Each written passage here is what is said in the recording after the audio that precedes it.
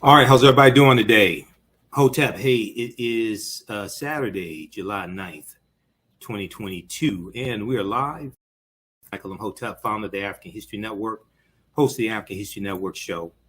And I wanted to come on for a few minutes. I'm testing out this new T-Mobile home internet service, number one. But number two, I wanted to talk a little bit about the Woman King movie starring Viola Davis. We're going to talk about this some on my show Sunday, July 10th, 9 p.m. Eastern Standard Time, the African History Network show. Also, we're going to deal with the Woman King in the 10-week online course that I teach normally on Saturdays, Ancient Kemet, the Moors, and the Ma'afa, understanding the transatlantic slave trade, what they didn't teach you in school, okay? Because the African female warriors that Viola Davis is portraying are the African female warriors from Dahomey, which is modern day, and these were known as the Ahozi or the Mino, M-I-N-O. These were African female warriors, and they were the real life inspiration for the Dora Milaje in the film Black Panther. So we know in the film Black Panther, starring Chadwick Boseman and Angela Bassett, and Michael B. Jordan and Forrest Whitaker, we know the Dora Milaje are the African female warriors who protect whoever sits on the throne of Wakanda. So it was T'Challa, and they protect the family of the king also, right? Well, these African female warriors are based upon the Ahozi or Mino that we see depicted in the film The Woman King. Now, The Woman King debuted September 16th, 2022. I'll probably be there the first day that it opens, okay? I was there when Black Panther opened. I went to go see it. I think it was about February 16th, 2018. I think it was about February 16th, 2018 when I went to go see Black Panther. Okay, now, all right, I'm going to pin that. Okay, so in the online class, we're going to talk about the Woman King, and we're going to get to that. Probably won't be on Sunday. Well, we may talk about a little bit on Sunday because we're going to talk about it on our show Sunday night. But I actually teach about this in the online class that I teach, Ancient Kemet, the Moors, and the Ma'afa, understanding the transatlantic slave trade, what they didn't teach you in school. This is a 10-week online history class. We deal with thousands of years of history and what leads up to the transatlantic slave trade taking place. And this is an important piece of history. So I see some people saying some negative things about the movie. So I was already dealing with those aspects in the class and in my lectures. And then I read last year that this movie, The Woman King, was coming out. And this deals with a very important piece of history. Now, we know that Benin, we know that Dahomey was well known for engaging in various aspects of the transatlantic slave trade. All right, you should be able to see this. Okay. So Woman King trailer, Viola Davis transforms for brutal historical warrior epic. Okay. And as I was saying, this deals with the African female warriors known as the Ahozi or the Mino, which were they were African female warriors, and it was thousands of them in the West African kingdom of Dahomey, which is modern day Benin. And this is amongst the Faux people, F-O-N, the Faux people. Also that they're going to fight against the French as well, the French colonizers, okay?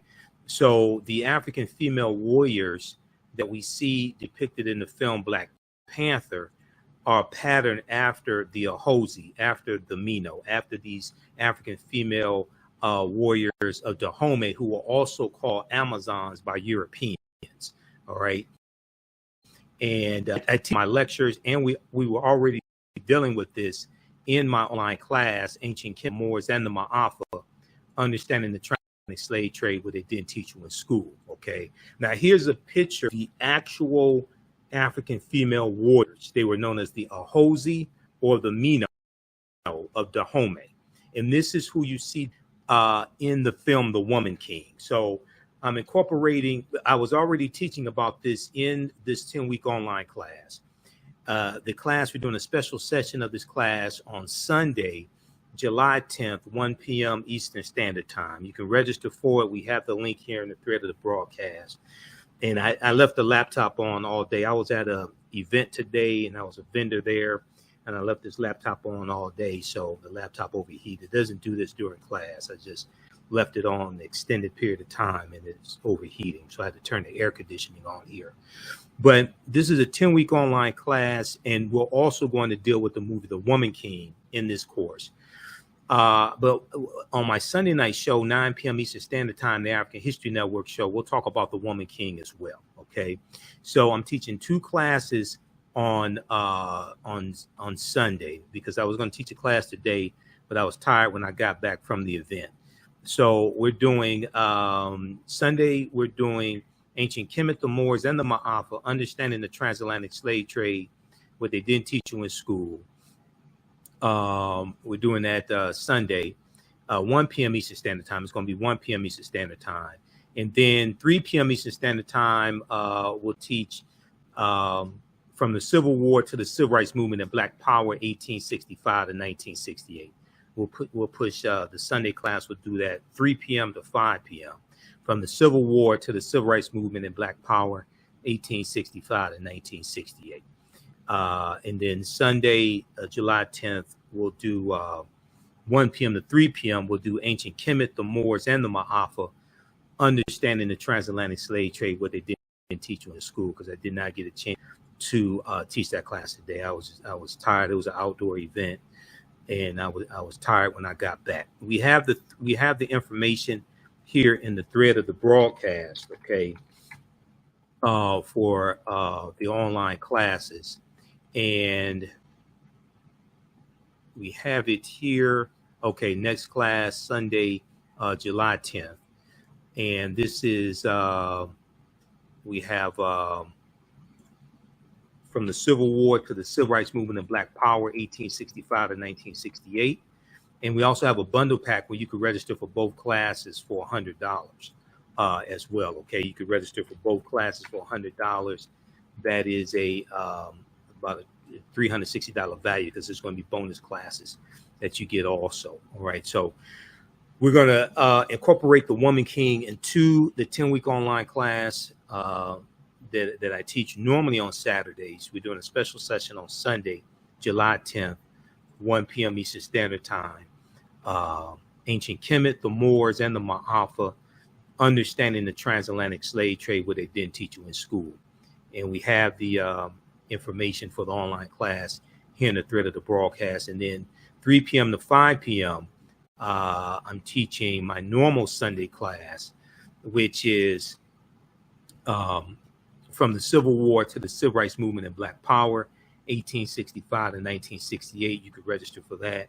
We have the information on our website, theafricanhistorynetwork.com, theafricanhistorynetwork.com. And then Sunday, 9 p.m. to 11 p.m. Eastern Standard Time, I'm doing my radio show, the African History Network show, and we'll broadcast here, right here on Facebook and YouTube as well.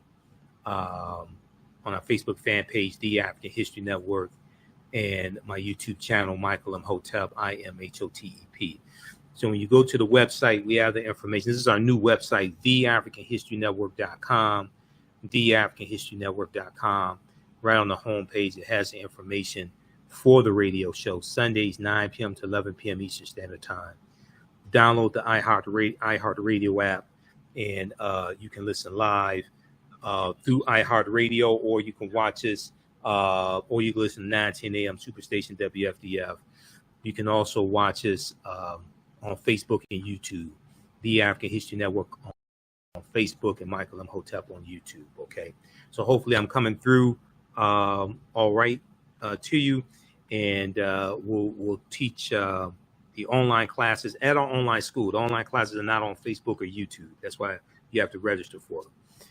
It's at my online school, Sunday, July 10th, 1 p.m. Eastern Standard Time, and then the second class, 3 p.m. Eastern Standard Time. Then my radio show Sunday night, 9 p.m. to 11 p.m. Eastern Standard Time. On the radio show, we'll talk about the Woman King and African female warriors. We'll talk about new developments in the Emmett Till murder and how, a few months ago we talked about the arrest warrant that we found out for the first time. There was an arrest warrant for Carolyn Bryant Dunham. People didn't know where it was. Well, her Emmett Till's family and some volunteers, they found their arrest warrant. Now they want the authorities to arrest her, Carolyn Bryant Dunham. Okay, don't hold your breath on that. Even if they do arrest her, all the witnesses basically are dead in the case. Okay, so this is much deeper than just arresting her and having an arrest warrant. You go to court, where are your witnesses? Okay, where are your witnesses? All the witnesses basically are dead. All right, so we're going to break this down. Also, we'll talk about the Woman King movie. We'll probably talk. We'll talk some about Roe versus Wade. I was on Roland Martin Unfiltered on Friday. Some of you all saw me on Roland Martin Unfiltered on Friday, and we discussed the executive order that Joe Biden did, President Joe Biden, with protecting women's reproductive rights and abortion. We'll talk a little bit about that as well, and we may have time for Brittany Griner. I think there was one other. Oh, the other thing that we're going to talk about. We were supposed to talk about this on Roland Martin Unfiltered on Friday. We ran out of time, so we're definitely going to talk about Emmett Till. That's going to be our lead story for Sunday, July 10th, the African History Network show, because I've been following this case. You remember when I was doing my show daily, we talked about the fact that that we found out for the first time there was an arrest warrant issued back in 1955 for Carolyn Bryant Dunham. We didn't know about it. We just found out a few months ago. Okay, well now, as I said, the arrest warrant has been found by Emmett Till's family and some volunteers. They want this. They want Carolyn Bryant Dunham arrested. Okay, this would be most likely probably a federal trial. You don't have. Where are your witnesses? This is the problem with this case. The witnesses are dead. All right, we'll talk about this. But here, this other story here. We were going to talk about this on Roland Martin Unfiltered. I actually emailed his producers the story because I was on the show Friday. I'm a panelist each Friday in Roland Martin Unfiltered. We ran out of time because we had so much, and Roland had to do a recap of the Essence Festival, right? This story right here has gotten little coverage. It should get a lot more coverage. This deals with the Haitians who were in Del Rio, Texas. I gave you accurate reporting on this when this was taking place. I gave you accurate reporting dealing with the fact that Haitians, even though they were mistreated, they were not whipped by Border Patrol, and those were not whips that Border Patrol had. They were long range. I broke down this information for you live here on this show. And we looked at information from Border Patrol and the Border Patrol Union as well. Okay. Well, this story came out July 8th, came out Friday, July 8th. I posted about this on our Facebook fan page, the African History Network. I sent this information to Roland's producers. We were going to talk about this. We were scheduled to talk about this, but we just ran out of time. Border Patrol agents did not strike Del Rio migrants report fines. Okay. We strike them with the long range. All right. Yes, they were mistreated. I never said they were mistreated, but a lot of this information in the media had to be backtracked. And yesterday, President Joe Biden came out and he said that the migrants were not whipped. Also, Joanne Reed had to backtrack her story a few months ago as well, because we know this took place in September 2021. A lot of the people on MSNBC had to backtrack their stories. I was reporting on this then and giving you the information, letting you know, no, they were not whipped. Yes, they were mistreated. Okay. But if we look at this here, the Border Patrol agents on horseback who confronted families last September along the riverbanks in Del Rio, Texas, did not strike migrants with their reins, but used unnecessary force and lacked proper guidance from supervisors. That's true. According to a long anticipated internal report released Friday, July 8th. Why didn't this get more coverage? When these images were floating around, it got nonstop coverage. But then this is a 511-page report. This is a 511-page report that came out. Why did this get very little coverage? If you look at the African History Network Facebook fan page, you saw I posted this exact article there. We're one of the few media outlets that even dealt with this. Why is that? You have to deal with the accurate information, not just the information that supports your argument. After nearly 9 months, the Office of Professional Responsibility at U.S. Customs and Border Protection, which functions as the agency's internal affairs division, determined in a 511-page report that no migrants were struck or denied their legal right to seek asylum in the United States. Okay, but the report found that agents used unnecessary force in their decision to assist Texas state troopers attempting to block the migrants was in conflict with the Border Patrol's objectives. The internal report found failures at multiple levels of the agency, a lack of appropriate policies and training, and unprofessional and dangerous behavior by several individual agents, Customs and Border Patrol said in a statement. Why did this get very little coverage? Okay, New York Post had an article dealing with how President Joe Biden had to backtrack his statement. Okay, when he said that the Haitians were whipped. Yes, they were mistreated. I don't think anybody's denying that. But a lot of that stuff that was floating around was false. And then if you look at this, and I have to get out of here. I reported on all this when it happened. I even reported on the fact that the Haitians are suing the federal government, just like the migrants coming through Mexico sued the Trump administration. That got very little coverage as well. Okay, but if we look at this one here, and I monitor about 35 different news sources on a daily basis, right? This article, very few people are talking about this. I talked about this when this came out, because we don't just share information that supports our argument. We try to get the full picture. Okay, proper documentation ends our conversation. We should want the truth, regardless of whether we deem it good or bad. Okay, so this article right here from townhall.com, Border Patrol Union blast White House's decision to suspend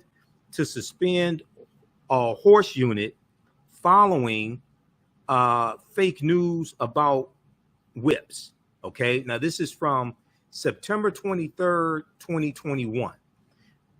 The Border Patrol using the horses, they use them to go into areas that are very hard for vehicles to go into.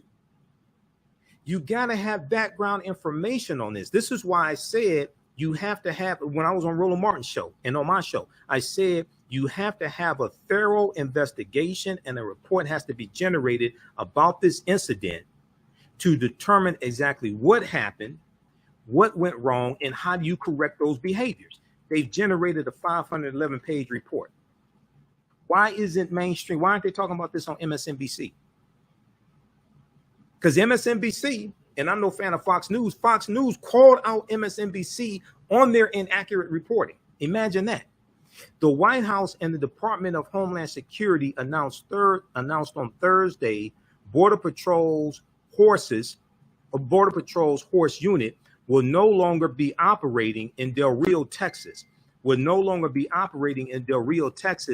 After they were falsely accused of using whips against Haitians who were illegally crossing the U.S.-Mexico border. And the Border Patrol came out and said they don't carry whips. Number one, first mistake.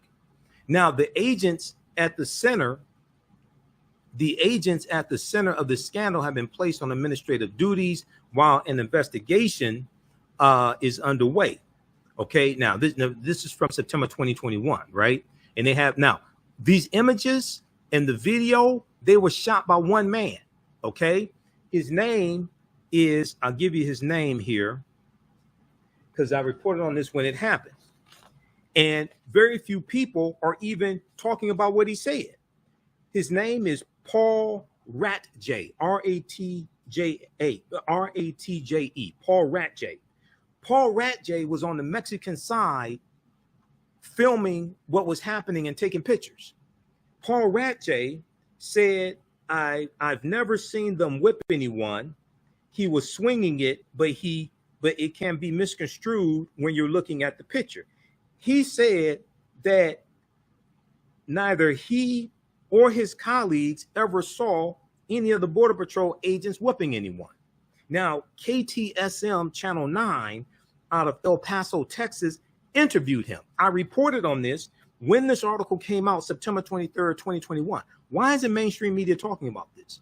Why isn't MSNBC talking about this? You have to get, at the African History Network, we try to get all the facts, regardless of whether we like them or not. Okay, you want to get the full picture, not just the facts that make your argument or substantiate your argument. Misleading photos, going back to this article from townhall.com, misleading photos of agents on horseback attempting to prevent people from illegally crossing into the United States caused outrage after the reins used to control the horses were falsely called whips by members of the media and Democrats. Now, this is from Town Hall. This is from September 22nd, 2021. Town Hall and even Fox News, they were calling this out, saying how a lot of the stuff was being misrepresented. A source with Border Patrol previously explained to townhall.com what people got wrong about the incident. Agents use their reins for a lot of reasons. Primarily, it's used to steer the horse, but agents will also spin them sometimes to deter people from getting too close to the horse. If they get too close, the horse can step on them, breaking bones or causing other injuries. You can get stomped to death by a horse. If they get too close and scare the horse, they could get stomped to death by the horse. Why isn't this being talked about? Agents also need to maintain control of their reins so they don't lose control of the horse, which can cause injuries to immigrants, the agents, and the horses. Okay, we are not aware of anyone being struck by the reins. Now, this is September 22nd, 2021. Now, if you go, they had a statement here. I think it was this one here. They had a statement from the President John Anferson, President of the Border Patrol's Local 2366. They had a statement from him because he blasted the decision to suspend the Border Patrol unit on horseback.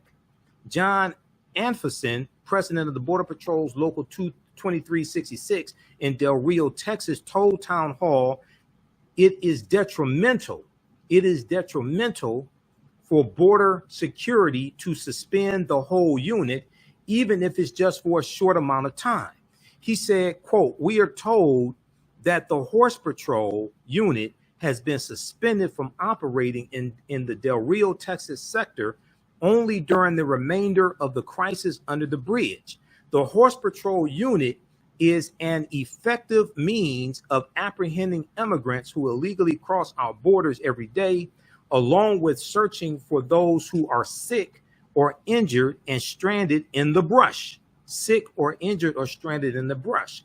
Quote, suspending them all for even a brief amount of time takes away one of the few remaining units that have been in the field making arrests and rescues on a regular basis. When the rest of our agents are indoors processing, because you got to process the migrants coming through. You don't just let them through and let them go on their way. They have to be processed. When the rest of the agents are indoors processing, unable to make arrests and rescues on their own, we should be using all the resources we have to patrol the border. Okay, so we're going to give an update on this whole story. and how a lot of this was misrepresented in the mainstream media. Yes, the Haitians were mistreated. Okay. Yes, there should have been probably more preparation for them to come through and be processed. Even though about 90% of people who apply for international political asylum are denied, they still have a right to apply, whether they come here legally or illegally. That goes for Haitians. That goes for Mexicans coming from Mexico, Guatemala, Cameroon, Nigeria. It doesn't matter. They still have a right to apply for international political asylum. If you're fleeing persecution, if you're fleeing violence from your home country, things like this, there's a war, etc. And the other thing is that you also have a right to sue the federal government as well. So when the story broke that the migrants, a lot of the Mexican migrants were suing the federal government, Wall Street Journal broke the story. And then you had people saying, oh,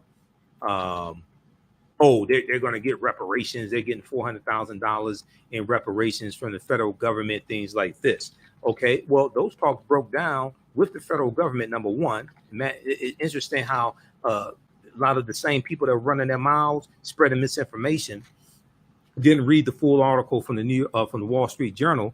It's interesting how they didn't report that, number one. Number two, they had a right to sue, and you had migrants who sued under the Trump administration and got settlements of about $125,000. That was not called reparations. All right. But the Haitians have sued also. Some of the same people who put out that misinformation about the Mexican migrants suing the federal government and getting $400,000. They weren't going to get $400,000 each. They were going to get up to $400,000. They were not getting all $400,000 each. But it was a class action lawsuit that the ACLU filed on behalf of those migrants, and they filed against the federal government. Okay. The Haitians have also sued as well. And the thing that I said, because I had people sending me emails and they were saying, oh, this is a slap in the face and all this. I was like, no, you just don't understand international law, and they have a right to sue. Okay. Just like Haitian migrants have a right to sue. The federal government gets sued every day. The federal government gets sued every day. Okay. A lot of people putting this nonsense out just don't understand law. This is the one I was looking for here. This is from the New York Times. Once again, we talked about this article when it came out. Okay. Give me a thumbs up. Give me a heart. Give me a like if I'm coming through all right and you can hear me. Okay. I'm testing out this new T-Mobile internet, and I'm checking it out because this stuff is a lot cheaper than Comcast, Xfinity. Okay. Xfinity is robbing people with no gun. But anyway, Haitian migrants file lawsuit protesting treatment by Border Patrol. How many people heard about this? We talked about this. I reported on this for the African History Network show. Images of Border Patrol agents corralling Black migrants prompted criticism of the Biden administration's response to an influx of thousands in Del Rio, Texas. They show the same picture. This picture was taken by Paul Ratje. Okay, look, his name is right here, Paul Ratje. Paul Ratje is the one that took all those images that people are circulating around, but people are not quoting what he said, because he said he was there. He was on the Mexican side of the border. He was there looking what's taking place, and he said they didn't whip any of the migrants. So why aren't people talking about that? You have to deal with all of the evidence, not just the pieces that make your argument or what you think is your argument. Now, the migrant side of the story was laid out for the first time on Monday in a lawsuit. Now, this article is from December 20th, 2021. So we know the migrants, the Haitian migrants, they were there, Del Rio, Texas, September 2021, right? They filed a lawsuit, rightfully so. They have a right to do that. Just as the Mexicans coming through Mexico, coming through the southern border, had a right to file a lawsuit against the federal government for mistreatment. The Haitians have one also. So for all those Simple Simon ass people out there that said that the Mexican migrants had no right to file a lawsuit against the federal government, they should not get a settlement. Is it your same argument that the Haitian migrants that you were posting pictures about? Okay, is it your same argument that the Haitian migrants have no right to file a lawsuit against the federal government as well? No, they both have a right to file lawsuits against the federal government. That's understanding international law. They both have a right to file lawsuits against the federal government. But we also have a right to file class action lawsuits against the federal government. The family of those killed in South Carolina, Mother Emanuel Church by Dylan Roth, the family filed a class action lawsuit against the federal government and got a settlement of $88 million. The family, okay? You've had settlements. There was a settlement against the federal government when it came to, I think it was Marjorie Stoneman Douglas. I think it was that. I think it was that one. It was one of those big shootings. The families sued the federal government, and they won a huge settlement. I think it's, let me see. I think it's this one here. It was something like over 100. Justice Department announces civil settlement in cases. Okay, family parking should settle with it. Okay, let's see this right here. Get millions of dollars. Okay, 130 million. I was correct. This one right here. I was correct. I study this daily. Okay. The federal government gets sued every day. So if we look at this article, then I have to get out of here.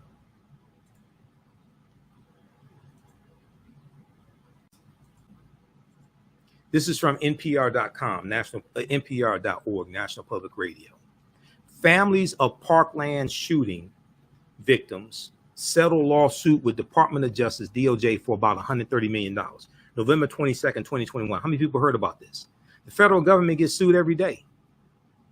Families of more than a dozen victims of the 2018 school shooting in Parkland, Florida, have reached a settlement with the Justice Department to resolve their lawsuit over the FBI's failure to act on tips about the gunman. Over the FBI's failure to act on tips about the gunman. In a joint court filing on Monday. Now, this article, keep in mind, is from November 22nd, 2021. In a joint court filing Monday, attorneys for the families and the department say they've reached an agreement to settle all the claims at issue in the case. The document does not include a financial figure, but a person familiar with the talk says it totals around $130 million.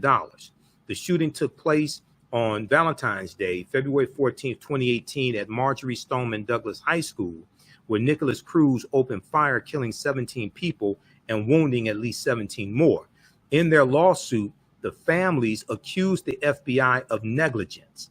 They say the Bureau, the FBI, received tips about Nicholas Cruz, including his amassing of weapons and his desire to shoot up a school, but agents failed to intervene and prevent the violence. Okay, read the rest of this article here, right? The same thing with, very similar with Dylan Roth. The family sued the FBI because he should not have been approved for the background check. He should not have been approved for it. They sued and they won. They got an $88 million settlement. The federal government gets sued every day, and the Mexicans had a right to sue coming through under the Trump administration and coming through the southern border for mistreatment. They had a right to sue, and the Haitians have filed a class action lawsuit against the federal government. They have a right to sue also. Read this article here from the New York Times. Haitian migrants file lawsuit protesting treatment by Border Patrol. This got very little coverage in the mainstream media, but we reported on this here on the African History Network show. This is from December 20th, 2021. Okay, so these are some of the topics that we'll talk about Sunday, 9 p.m. to 11 p.m. Eastern Standard Time, Sunday, July 10th, the African History Network show on 9:10 a.m. Superstation WFDF here in Detroit, but we also broadcast on Facebook and YouTube. Okay, visit our new website, theafricanhistorynetwork.com, theafricanhistorynetwork.com. We have information for the show there. You can also support the African History Network. If you like this type of information, you can support the African History Network, $, the AHN show through Cash App, $, the AHN show through Cash App, also through PayPal, paypal.me / the AHN show. So this helps us keep doing the research, stay on the air, keep broadcasting, pay some of the bills, etc. And okay, we've got it right here. And also we have a 72-hour sale going on, weekend sale going on. Get 30% off orders of $100 or more. I sent out the email blast this morning before I went to my event, but that's going on right now as well. And we'll get the new, use promo code AHN30 off. I have to update the website, but we have it there. 30% off orders of $100 or more. My DVD lectures and video downloads are at our website, AfricanHistoryNetwork.com. We have it there. We have bundle packs also. We have the information for PayPal and YouTube here, PayPal and Cash App. But we have my lectures. The 30% discount excludes online courses because the online course is already discounted. But we have the Out of Darkness, Heavy is the Crown documentary from director Amadeus Christ, which deals with the African origins of the major world religions. We have my lectures here dealing with the real history of Juneteenth, Wall Street, when black men dominated horse racing. We have the 9 DVD bundle pack, The Africans Who Were Here Before Columbus, which deals with the African presence in the Americas before Europeans got here. We have my 15 DVD bundle pack, the Michael Imhotep Black History Month bundle pack, my lecture dealing with the film Black Panther. We have lectures, double lectures I've done with Professor Kaba Hiawatha Kamene, who you see in the Hidden Colors documentaries. He's one of my teachers, as well as Dr. Leonard Jeffries. I did a double lecture with Dr. J here in Detroit a few years ago. This lecture here, Ancient Africans in America Before Native Americans, Columbus, or Slavery, from Kemet to Wakanda, is one of my lectures. We have the bundle packs from Dr. John Henry Clark and Dr. Yosef Ben Yakinen. And then we also have a lecture that Dr. Francis Chris Wilson did here in Detroit back in 2013. And we have a 6 DVD bundle pack that I've done, Black Migrations, 1619 and 2019. It's a 6 DVD bundle pack. That's on sale, $50. So use promo code AHN, AHN30 off July, AHN30 off July. We have the sale going on till Monday. And I'm going to, I got to update the website, but that's the that's the correct code. AHN30 off. And I'm going to post it here.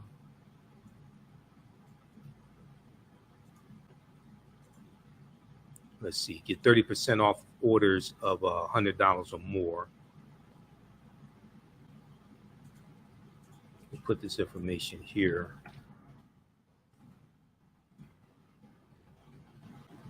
And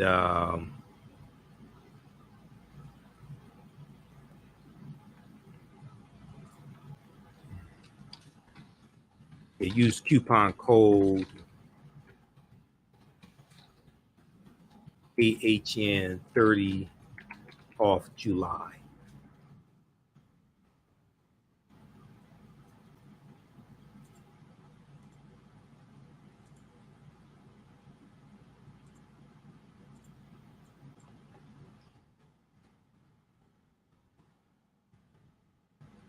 All right, this right here. Hold on, why did I do that? Okay.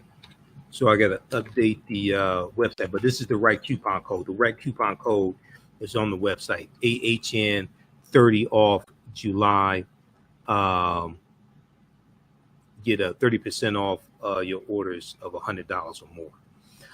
Okay, so look, hey, join us for the online class.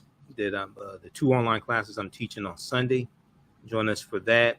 We have the information here in the thread of the broadcast. You can register for them also at our website, AfricanHistoryNetwork.com. Those classes are Ancient Kemet, the Moors, and the Ma'afa, understanding the transatlantic slave trade, what they didn't teach you in school, and from the Civil War to the Civil Rights Movement and Black Power, 1865 to 1968. Okay, so we're doing one class we're doing at 1 p.m. on Sunday. The other class we're doing 3 p.m. And then my radio show Sunday, July 10th, 2022, 9 p.m. to 11 p.m. Eastern Standard Time. Look, we have to get out of here. Remember the African History. Give us a thumbs up. Give us a heart. Give us a like on this broadcast. Remember the African History Network. We focus on educating, empowering, and inspiring people of African descent throughout the diaspora and around the world, because right now it's correct wrong behavior. It's not over till we win. Wakanda forever. And we'll talk to you next time. Peace.